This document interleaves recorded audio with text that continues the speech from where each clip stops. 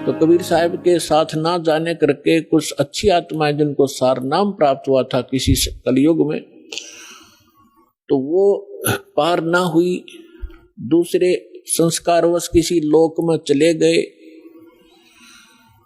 तो उसके लिए परमात्मा कहते हैं शिव मंडल ब्रह्मापुरी, शिव मंडल ब्रह्मापुरी चाहे विष्णु लोक में हो, हमरे गुण भूला नहीं तो आंड छुटाऊं। तो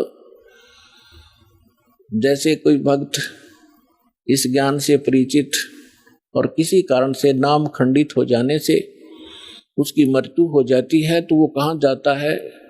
आपको प्रथम मंत्र में श्री ब्रह्मा जी, श्री विष्णु जी, श्री शिव जी, श्री गणेश जी और श्री दुर्गा जी आदि इन देवों के वो मूल मंत्र दिए जाते हैं जिनसे आपको बहुत लाभ मिलना है। तो उस कारण से आप पार ना हो गए तो इनके लोकों में जाओगे वो सुख भोगने के लिए जो आपको इस प्रथम मंत्र के बेनिफिट प्राप्त हुआ है। ये लाभ आप वहां अक्षीण करने चले जाओगे। वहां जाकर आपको याद आएगा कि ये तो गुरुजी बताया करते थे कि हमने यहाँ का देव पद भी नहीं लेना, राज्य पद प्राप्त नहीं करना, यहाँ हमारे पुण्य नाश होते हैं। तो वहां जाकर फिर वो रोते हैं। और ये जो प्राइम टाइम होता है इसका सीमा है। जैसे अब जो बिजली पीढ़ी चली इसका समय निर्धारित है, उसके बाद ये भक्ति नहीं रहेगी। इस बीच जो निकल गया सो निकल गया। तो वो भक्ति जो युग है उसका समय समाप्त होने को होता है, हो चुका होता है और उनकी मृत्यु हो जाती है। वो कोई ब्रह्मा जी के लोक में जा रहा होता है, कोई विष्णु जी के लोक में, कोई गणेश जी के यहाँ अपने इन मंत्रों के पुनों के आधार से, भक्ति के आधार से इनको वहां खाता है, बर्बाद करता है। तो वहां वो रोते हैं। तब परमात्मा जाते हैं, उनको वहां से छुड़वा कर लाते हैं। उनको उस समय मनुष्य दोबारा जन्म नहीं देते, उनको अपने पास स्टॉक में रखते हैं।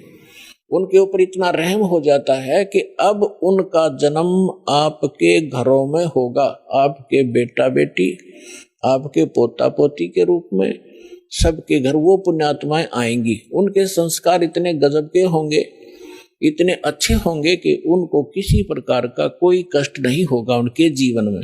और उनको जन्म से ही मंत्र मिलेंगे, 3 वर्ष के होते ही भक्ति करेंगे और 8 वर्ष का होते उसको सतनाम मिलेगा।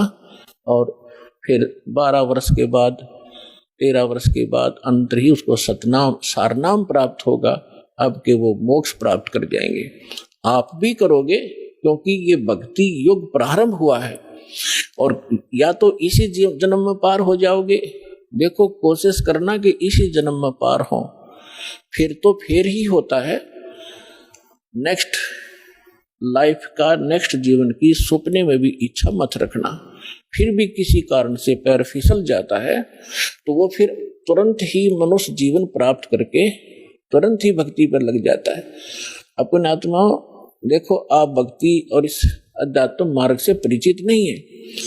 अब जैसे यहाँ कितने दुखी भक्त आते हैं, रोगी आते हैं, सब जगह जवाब मिल जाता है, वो यहाँ लेकर आते हैं। हमारे भक्त उनको समझाते हैं कि चलो आप वहाँ ठीक हो जाओगे।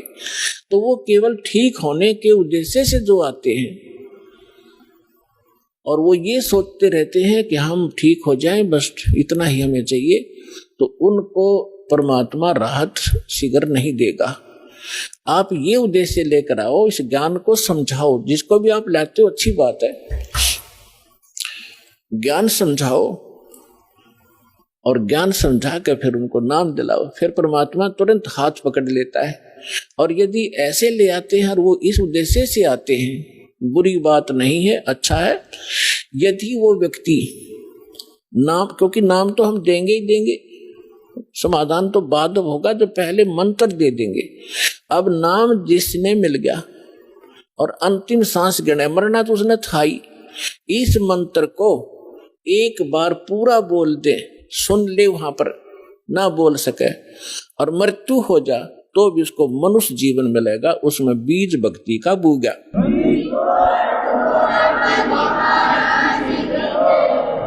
हमने असंग जन्म हो गए, जन्मते मरता ने, धक्के खाता ने। अरे अब मनुष्य जीवन प्राप्त होगा तुरंत ही 10वें महीने या सतलोक आश्रम बरवाला में आ लेगा और उसका फिर जीवन शुरू हो गया।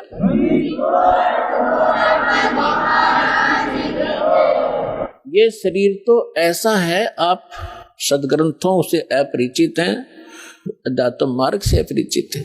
जैसे एक व्यक्ति का कपड़ा किसी दुर्घटना से खराब हो गया, पाट गया या वैसे कंडम हो गया, उसने आप उतार के फेंक देता, नया पहन ले, नया तो और अच्छा ही होता है।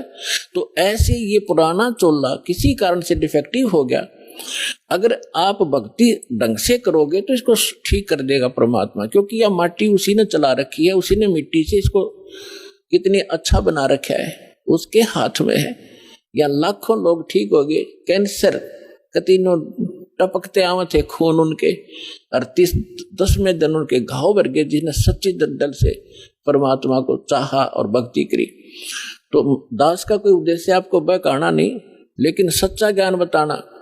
और आप देख रहे हो यहाँ पर जो भी पैसा आता है आपका दान किया हुआ सारा परमात्मा के भक्तों के लिए खुला भंडारा खोल रखा है, सारी व्यवस्था कर रखी है।